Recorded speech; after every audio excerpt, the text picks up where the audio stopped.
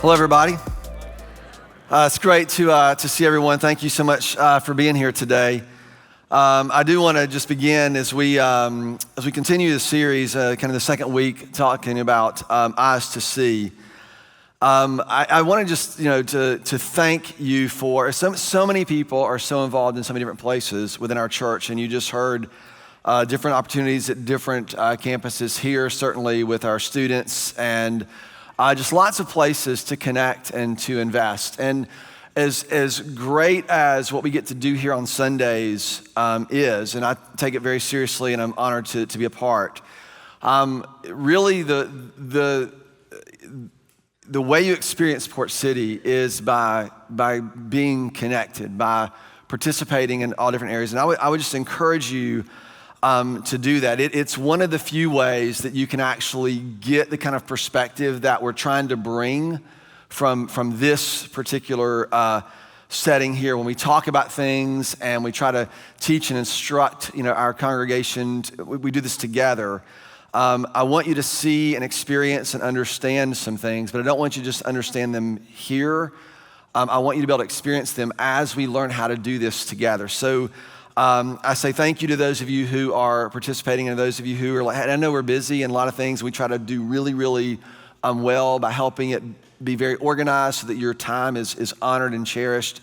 But it makes a huge difference, not just in the way our church runs, but in your experience with our church. So I just want to kind of begin there, because one of the things that we're trying to do, and I think this is more and more, it's been critical, but it just feels like it gets more critical the more chaotic things get. And we've got a few more months of chaos that's going to probably reach its pinnacle around the first week of November. And I want us to be prepared.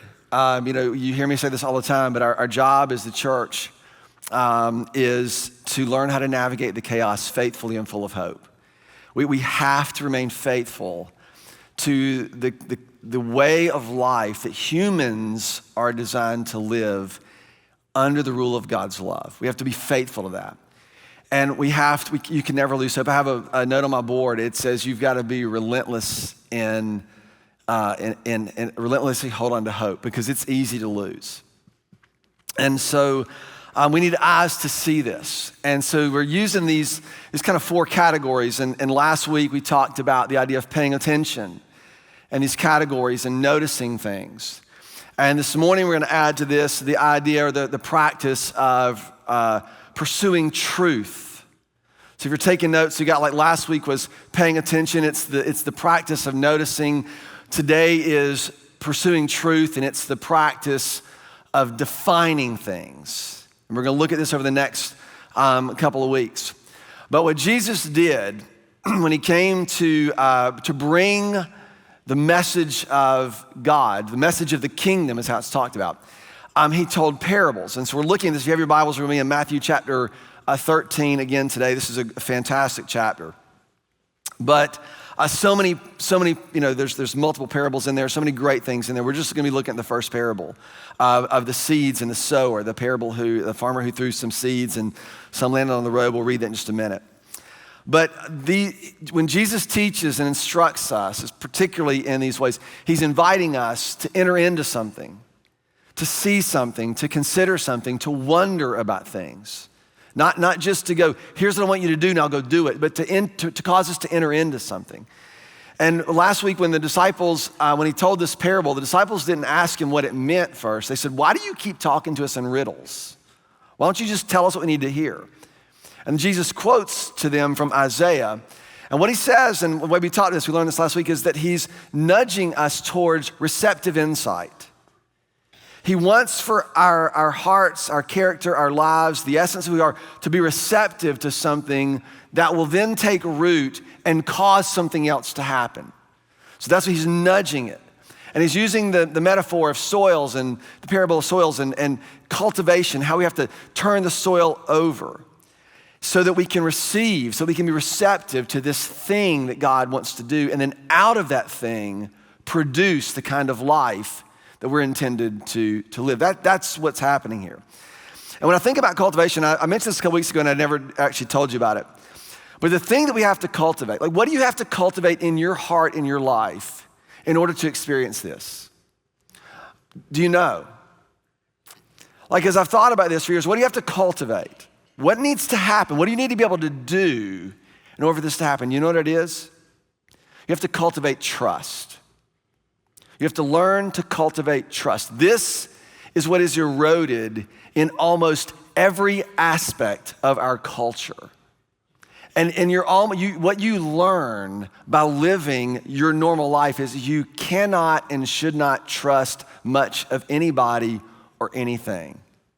And it destroys our souls. So we have to learn to cultivate.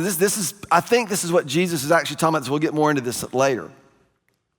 Because the warning in this is that if you misunderstand this, you'll misunderstand everything else. There are things that you can grab onto in such a way that you will missee everything else. To the boy with a hammer, everything's a nail, right? You've heard this?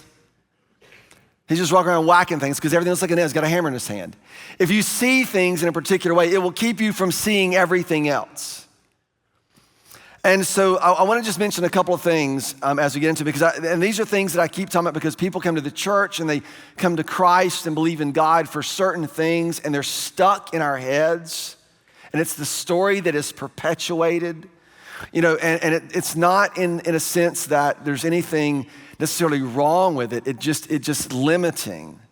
And so, like for example, if you only know the gospel to be what happens to you when you die.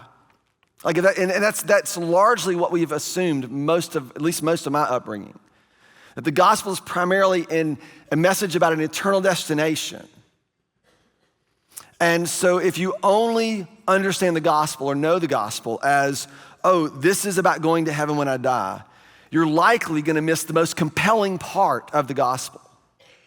And I've spent the last 5 years trying to help us understand that. If you only know the church to be a place where you get, great content or you're fed or it's a great worship experience, which is not wrong, but if you're always fragile of how good it was, or you're gonna miss the kind of depth that is required for what God intends to do to fill us so that through us, everything gets filled. Fill everything in every way. That's the challenge. And I think maybe even more particularly what I've seen the last 10, 15 years is if you only know the church about returning, like the vision of the church is about returning our country to its Christian roots. And I did some kind of internal work on this. Like when I was kind of thought, just what I inherited growing up, what was the vision of the church that I inherited? And I was like, the church works to return America to its Christian roots, and whatever you think about that is a different conversation. But if you only think that's what the church is, you will miss the vision of God's promised redemption. God is not trying to return anything to anywhere. He is moving forward to the promise of a reconciliation of all things. And worse, if you do that, we turn the church into some kind of political action committee, and this is happening all the time. I'll give money to this because they believe in that and they stand for that. That's just a political action committee. It's not the church. And so the reason I'm bringing this up is because what we're trying to do, in a world where there's lots of noise and it's lots of let's be sensational, let's make things cool, and let's make all those things. I've done this long enough to know you can move and manipulate people very easily. I care nothing about it. Nothing. It's been one of those weeks, there's a little bit of an edge. I've had a cold and some other things, so if that's what you hear. Because what we are trying to do is to position ourselves to see Christ and to know Christ and to be filled with his life together. And then out of that, to bring that to the world, for him to do that. And so we have to see this. And if we only see other things, we're gonna miss these things. So last week, I asked you a couple of questions. I'll try to get this because this is important for me. If we fail to pay attention to the places where we often get stuck or hardened, it's bird food, right? That's what he says. The seed that falls on the ground is just plucked away by the birds on this hard ground. And for some of you, there are reasons why you're hardened. There are reasons why you're skeptical or cynical or why you hold these. There's reasons why. So I don't want to overlook that. But I want to invite you into something and say, what if we cultivated a kind of trust where you could just begin to trust?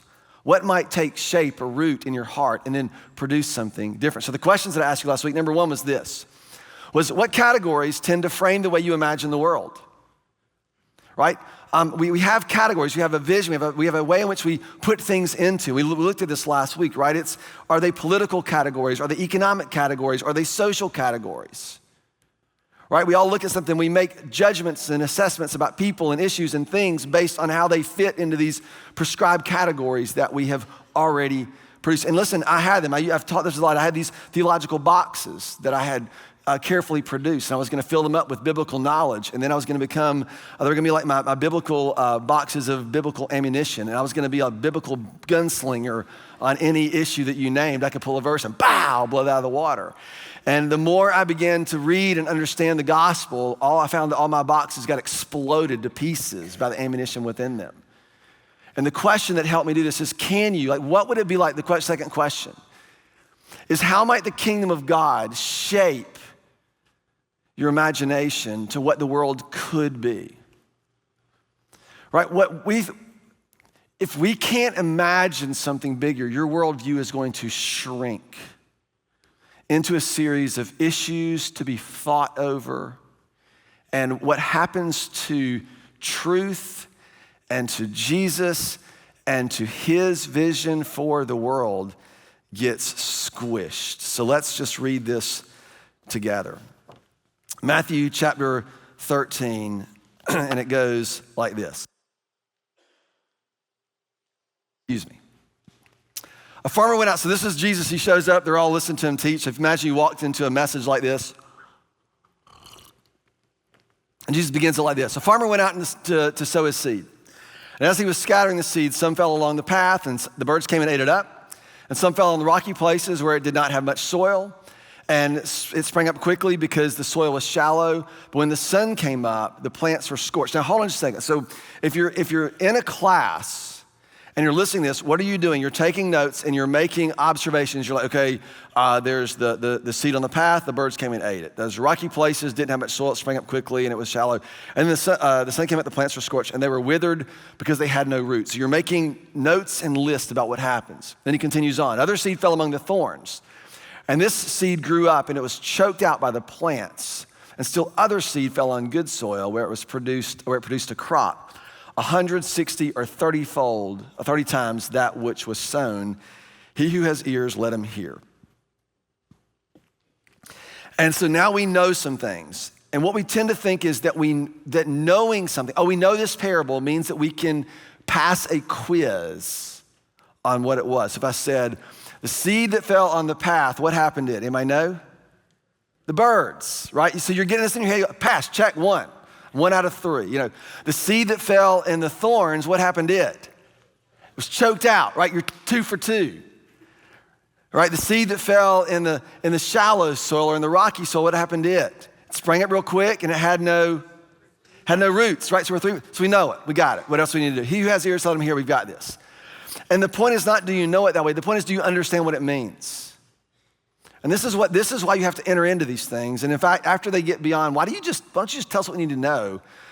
Jesus gets around to telling them what it means. And we looked a little bit last week. But I want to look at this a little bit more carefully to drive this down.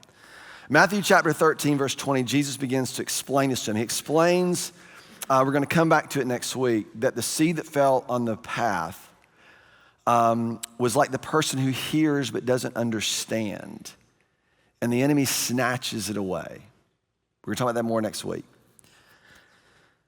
Verse 21, the seed falling on the rocky ground refers to someone who hears the word. Oh, this is awesome. Who hears the word and at once receives it with joy. So this isn't indifferent. This isn't like, this isn't ho-hum. It's like, oh, this is awesome. This is the hype. I often tell our college students, whenever I get a chance to talk to college students, I'm like there's the difference between hype and passion. Passion is what you're willing to suffer for, right? That's the difference. Everybody loves hype. Passion's different. And he says that we receive this with joy, but since they have no root, they last only a short time. And when trouble or persecution comes because of the message, we got to get a vision for this, because it's not because of when it comes because of the word of God, it's because when it comes because of the message of God. What God has to say to you in the place where you are, where we are. Because of that, when that comes, we bolt. When things don't go the way we want, when God doesn't do things the way we want him to, when these things run contrary to us, we bolt, we fall away quickly. Why? Because there's nothing underneath. Got that? And he goes on. The seed falling among the thorns refers to someone who hears the word, right? So they've got the same thing, they hear the message, but the worries of this life and what?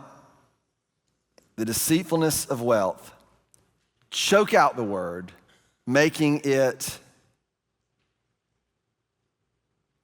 unfruitful. But the seed falling on good soil refers to someone who hears and understands it. This is the one who produces a crop. 30, right, we got that. So as I was thinking about this, I want to try to give us a picture of something. So there are two things that I think happen when you start looking at this. Something undermines what this thing was intended to be. So Jesus is talking about the seed falls in these places, and something undermines the fact those seeds are going to grow and then produce fruit. So when we're moving, and it's a parable, we're kind of entering into the story.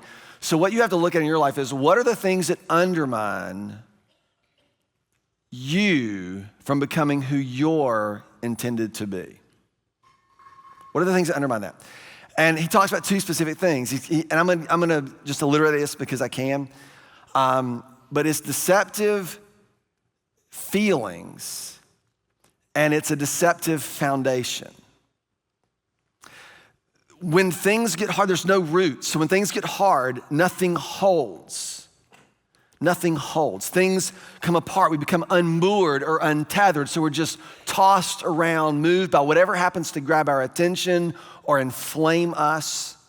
We're not anchored to anything, and so we don't have anything that holds us when our lives don't work the way we want. Nothing holds us together, holds us down. And our feelings, I think we all know this, can be deceptive. You know that, right? That everything that you feel is not true. It doesn't mean it's not valid, and it doesn't mean that you should not feel them. Like that's the what used to be, right? It doesn't mean that.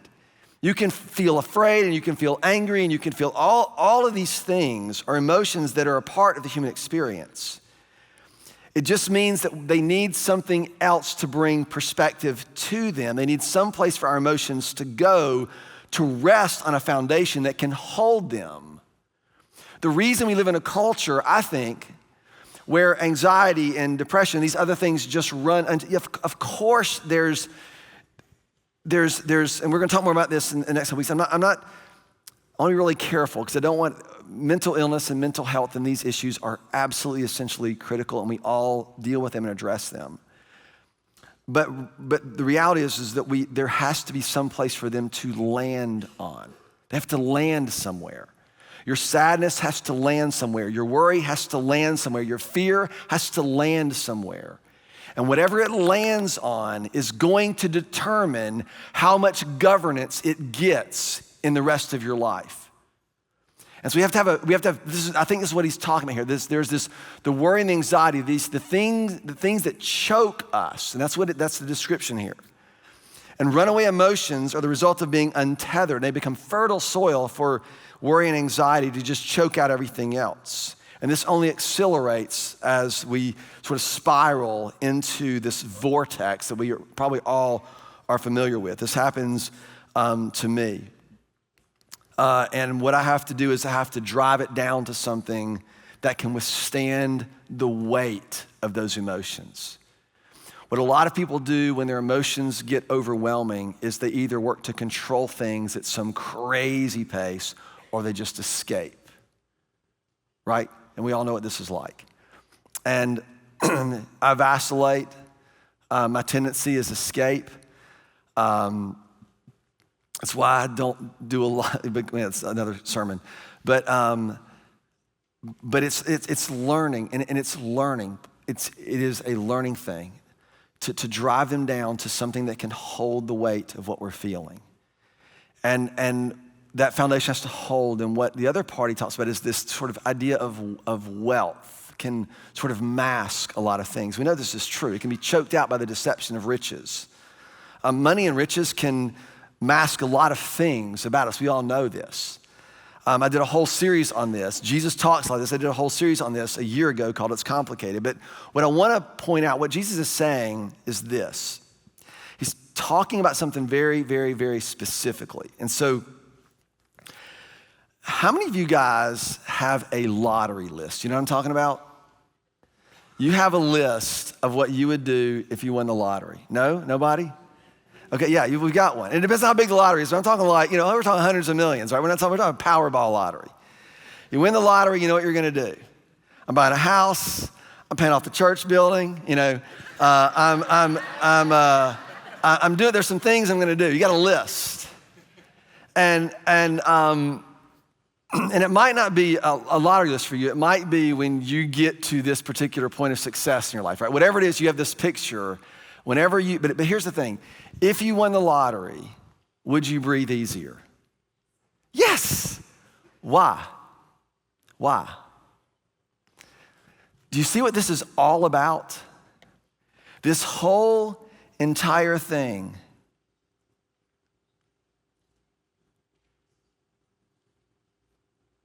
is about what it is that you trust. It's about what you trust. Our emotions run unchecked because we have nothing that we can trust enough to hold them. Or worse, perhaps, the things that you have trusted have let you down. And out of that, you've learned that you can just control your own destiny by pursuing wealth or riches or doing all the things. You've just learned that. And all underneath is it's revealing what it is that you are trusting enough and you're cultivating something. It's interesting, right? One of the things that Jesus said, and I love this, and I think people overlook this, because I hear people talk about, the big questions that we had growing up, was like, do you know that you know that you know that you know that you know? Like everything's certain. And when Jesus is asking, they're like, the one who does the work of God, that's the person who, and they're like, what is the work of God? And Jesus says this in John chapter 6. He says, the work of God is to believe. The work of God is to believe. The work is to learn how to trust God and his work and his message and his faithfulness in your life and our lives to bring something to bear. One of the assumptions, and I used to think that truth with a TH is just reality. But I don't think that's true anymore. I said, here's my assumption I want to give to you and see if we can get on the same page about this. That we can validate false things that actually create realities that we will live in.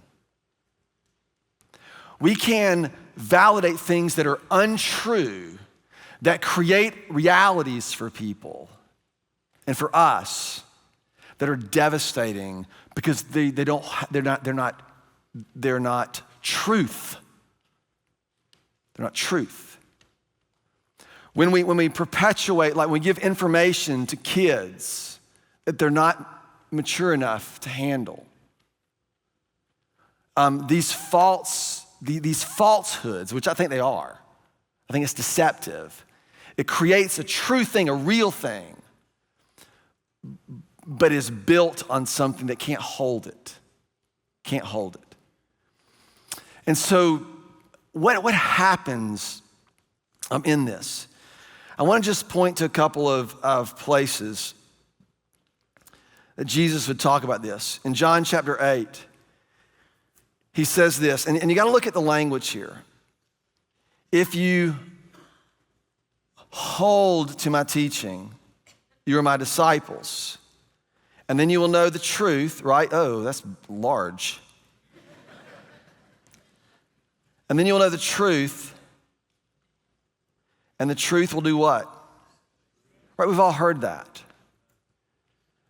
In John chapter 3, this is recorded, but whoever lives by the truth. So we see these phrases. We see these phrases like, hold on to my teaching, hold on. We see lives by. Whoever comes into the light, there's this exposure, there's this thing that happens when we live by the truth. In John 18, he's before Pilate. And this is the famous scene where Pilate asks him, like, are you a king? And Jesus tells him, you say that I am. And then Pilate asks this question, what is truth? And this is Pilate's question's response to this. He says, you said that I'm a king. In fact, for this reason I was born and I came into the world. Here's why Jesus was born and came into the world, to testify to the truth. And everyone who is on the side of truth listens to me, follows me, heeds my message. Jesus came into the world to testify to truth, not verbally, but by essence. He is the Word of God. That's how John describes it. So you begin to see this kind of unfold. When we think of truth in the Old Covenant, really throughout the Bible, but particularly in the Old Covenant, when they talked about truth, it meant something solid, firm, or binding. It held things together.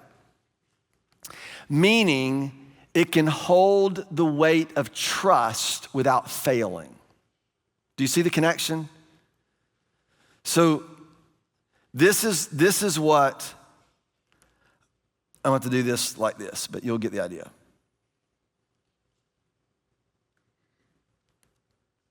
So what we're learning is to take what it is that we trust, whatever it might be, right? This thing that we're cultivating, and drive it down to something that can hold the weight of our trust. The foundation of truth throughout the scriptures has always been relational. Think of the Old English word, right? The Old English word is troth, as in betrothed. You know what it means to be betrothed, right? It's what they would talk about being married. You're pledged to one another.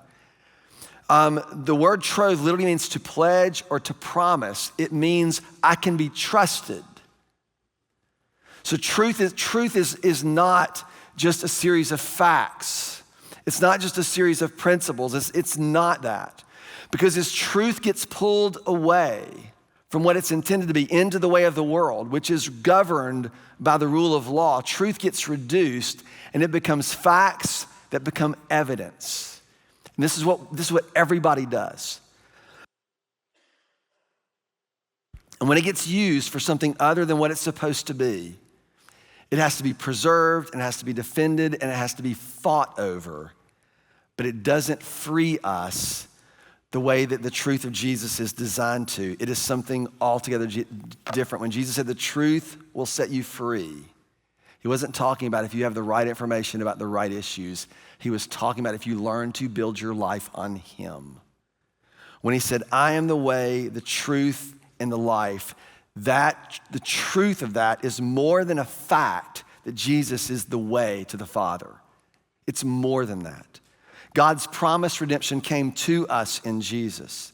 And this truth is designed to serve as a foundation, as our foundation, and that foundation is Jesus, and we are invited to live in and from a reconciled relationship that can actually hold the weight of our trust. I think that's what gets missing so often when we think about a worldview. Can you imagine what your life would be like if your heart were receptive to that reality, that somehow there is a foundation and a relationship where you are reconciled and seen and known and safe from which every other part of your life can emerge without demanding or manipulating. That's what we're talking. That's the kind of freedom we're talking about. And what I have found is that, it's like this. Trust this stool. But if you kick it, I'm still up, right? I'm good. It's like this. You have to do like this. The more you trust in something and find that it can hold your weight, guess what happens? The more you're likely to trust it. The more you trust, and see, that's why you have to cultivate. It's not all or nothing. Some of you have struggled with this your whole life because you don't think you believe God enough for things. And then somehow God's disappointed. He's inviting you to trust him from where you are. To trust him where you are and to find him to be trustworthy in that. And then when you find him to be trustworthy in that, perhaps this is how this whole thing begins to work. And so when I think about this, what I want to say, this is the way I'm defining it for our time today. I want to ask you two questions as we close. But the first thing is this. This is how I'm defining truth. Truth revealed is this. Truth is that which can be trusted to bring life to you. Truth is the thing that you trust that will say, that's what I was looking for. Okay, so I want to get, and that's like, this is too early in the morning to be thinking about this. This is how my brain works all the time. So here's the two questions. Question number one, what is it that you trust?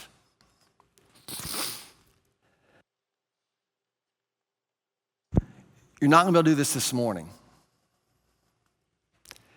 You're gonna have to do this over time. But you're gonna have to think about it. You don't have to. You don't have to do anything, right? You're grown people. I would encourage you to think about it. Because whatever it is that you trust is, guess what? It is the foundation of your life. Some of us, if we're really honest, we trust ourselves. I trust that I can get things done in a particular way. And yeah, I trust in God, or I trust in people, or I trust in this, but if they got knocked out, I can still stand. Some of you trust, right, in a relationship, right? You think that if you got married, or if you had this, or if you had that. Some of you trust in, all sorts of things, a job, a career, money. If we elect the right person in November, then what do you trust? What do you trust? And the second question is, what do you trust it for?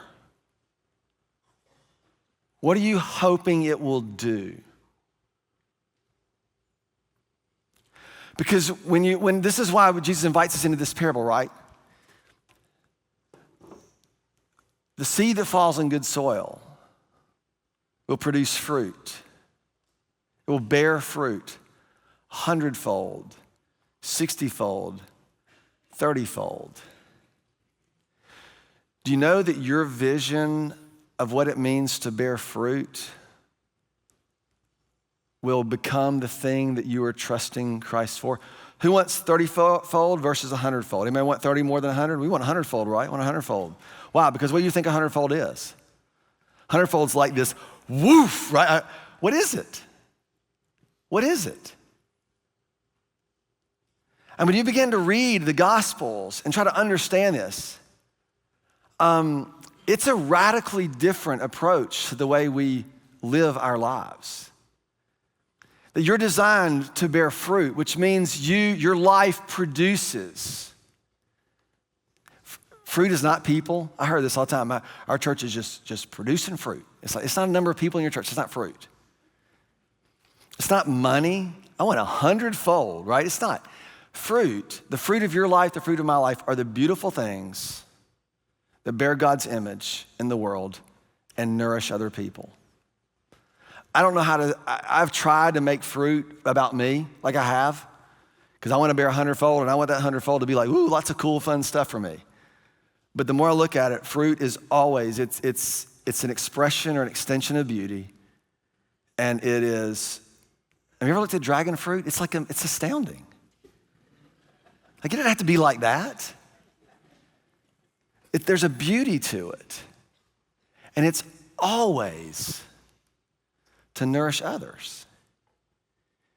If an apple tree has too many apples, you know what happens to it? It falls over.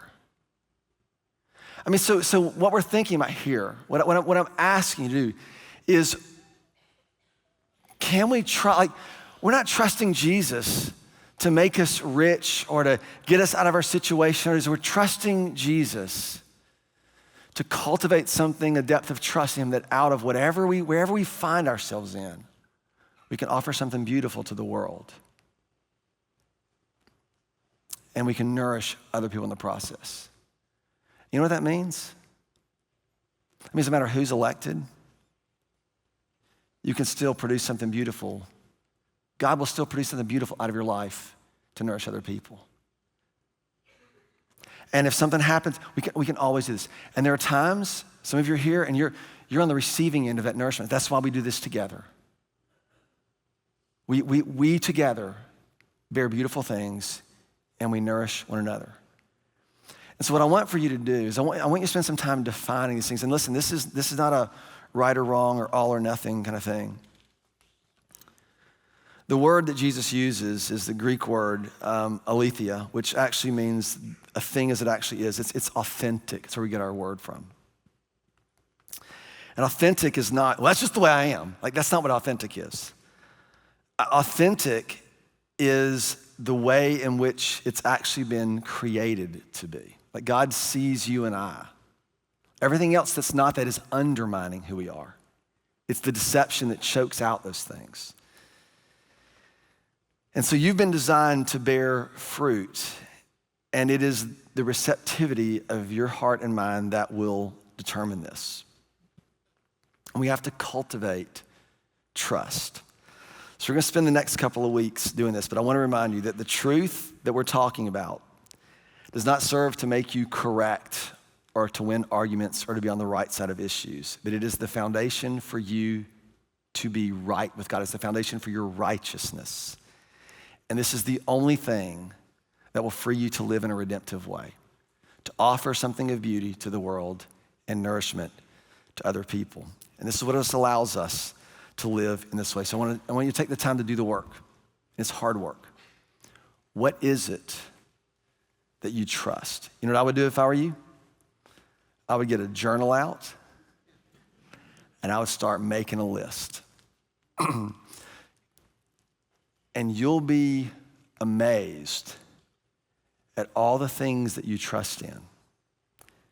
And it doesn't mean that you're wrong or that you're bad or that you don't trust Jesus.